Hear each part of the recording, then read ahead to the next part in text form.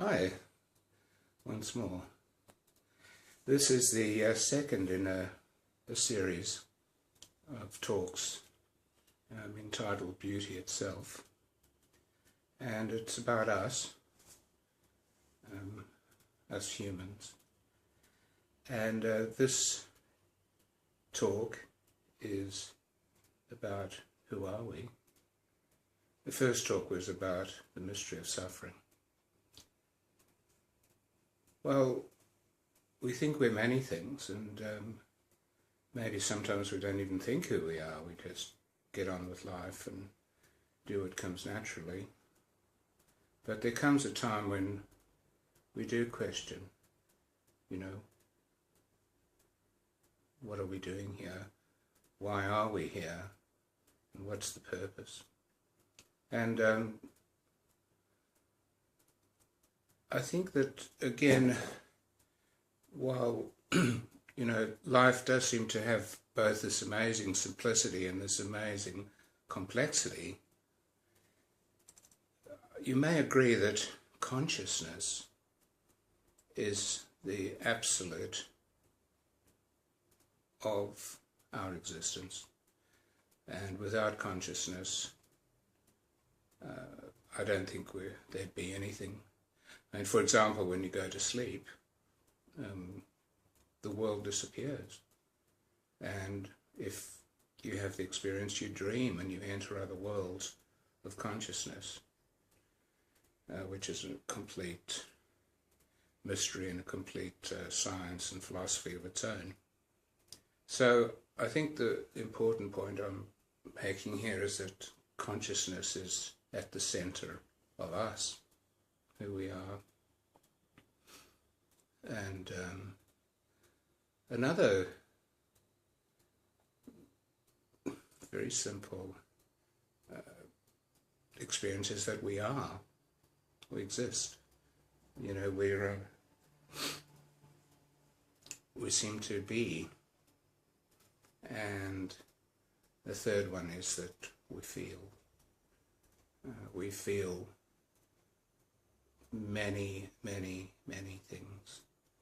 And that is, personally, I think, one of the most wonderful gifts that we as human beings have is our feeling and our experience of feeling. And some religions, and particularly Christianity, have described us as sinners, imperfect, ignorant, and very wanting. However, in this series, I'd like to describe us in completely opposite experiences as being perfect. And at our centers, at our very, very deep center, we are perfect. We're beautiful. In fact, we're God. And whatever that word means to us all, it's very different for many of us. But at our center, we are perfection. Some people describe it as being pure, unconditional love. Now, in our general consciousness, we have many, many different energies and different feelings and different experiences. And that's the mystery, is this complexity and this tapestry of energy and feelings and experiences. What is it? And again, I can give you a very beautiful answer, that we are the entire universe. We are the whole cosmos. We experience the entirety. And because we experience the entirety, we experience the energies from all the different aspects and various parts of the universe.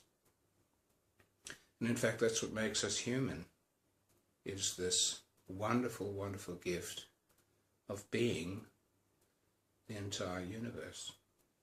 So we can feel as though we're rocks, as though we're plants, animals, humans, angels, gods even. And all these different feelings change and are modified within us and come and go. And the mystery is, what is it? Why is it?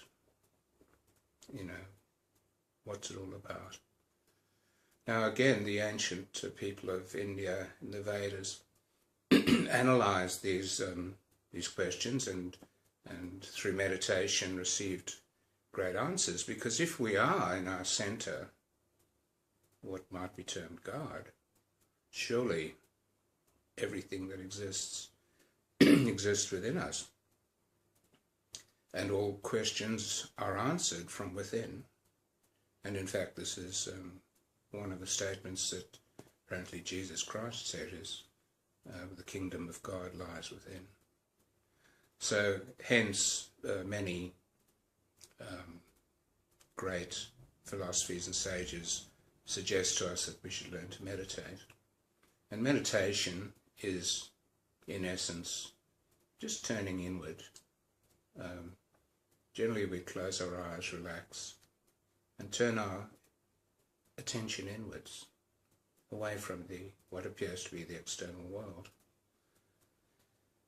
And in that way we can discover more about ourselves. Now the ancients analysed this vast complexity into 7 heavens. And you'll find this all through philosophies, all different religions, Judaism, certainly yoga, and many other thoughts about there being 7 planes. And these are related to what are termed chakras within our subtle being, and I'm sure you've heard of chakras, the energy centers within us. And again, I think it's a simplification, but it's a very nice and clear and beautiful concept of how we interact with the different worlds. And so as human beings, we have this great privilege of connecting into these different realms. As to where they came from and why they're there are many stories, and I wrote a little story, in fact called A Little Story for Children, 3 to 103, that you can find on the internet, for example in Amazon.com, which is an attempt to explain this great experience. And these 7 chakras seem to connect us into these different realms that all have different qualities. So, for example, the lower chakra, which is called the Muladhara chakra, that is at the coccyx of our spine, connects us to our Mother Earth, and she sends pure energy through that center to enliven the body and to give us power. And that particular level of consciousness is what might be termed the material worlds. The architecture of the universe is, again, very complex and can be simplified in saying that it appears that it has grown, it has been created from the simplest substances into the more complex beings. For example, most of our scientists would suggest that the majority of the universe is hydrogen, which is the simplest element. And from that element, through activities in stars, all the other elements, more complex elements, have been created. So everything started in a simple way, but Many of us believe that everything is conscious. There's consciousness. In fact, the whole of this experience is conscious. Even elements, rocks, earth, water, they all have consciousness. And in fact, conglomerations of these elements have consciousness. And it would appear that as an integration or conglomeration of stuff appears, the consciousness increases. And as the complexity of the collection of elements and matter and consciousness get more complex, the consciousness gets more aware, and you could perhaps see this in the life structures around us. And we're very fortunate in having all of the other life structures within us. In fact, as our embryo grows, it actually grows through all the different stages of life very quickly within 9 months, and we get to this human stage. So that is quite a nice thought of architecture, that consciousness actually integrates into the more complex life forms and grows.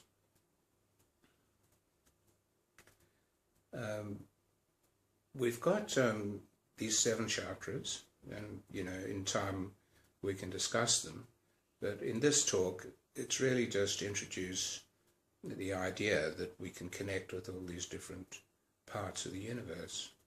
And there's a great deal being written on chakras, so I'm sure you can find that. And just to very briefly go through them, the first chakra is very, very aware of self and is very protective of self, and it's absolutely essential for this apparent separation that we find ourselves in, where each being has to look after itself. So when the tiny little microbes started to be formed, their first duty was to look after themselves and to feed themselves and to care for themselves and to protect themselves. And so you'll find that the lower chakra of the human being does precisely that, just as all the other life forms do. So each life form has these chakras in, but it would appear that we have all of the chakras within us. Well, the discussion about the chakras is a very detailed and a very complex and wonderfully interesting area for us to explore, and I think this will be in other discussions. Let it just be said that as human beings, and let us realize that we include the entire cosmos, and we have this great privilege of being aware of the entire cosmos, and that we include all the worlds of the material realm, the worlds of the vegetable realms, the animal realms, the human realms, the realms of intellect, the angelic realms, and in fact the highest realms. So our journey is to experience who we are, to realize who we are, because in our general everyday consciousness we move between all these different worlds and all these different places, and hence we have all these different experiences, ranging from very base, selfish, aggressive experiences through to the very highest noble and wonderful experiences. So now you'll hopefully start to understand a bit more about yourself and why you behave the way you do. And the journey is to take our everyday consciousness towards, that very center of beauty that we are. And this process is called a journey towards enlightenment. But thank you very much for listening. And once again, I've very much enjoyed meeting, talking with you, and I'd love to hear your comments. Thank you.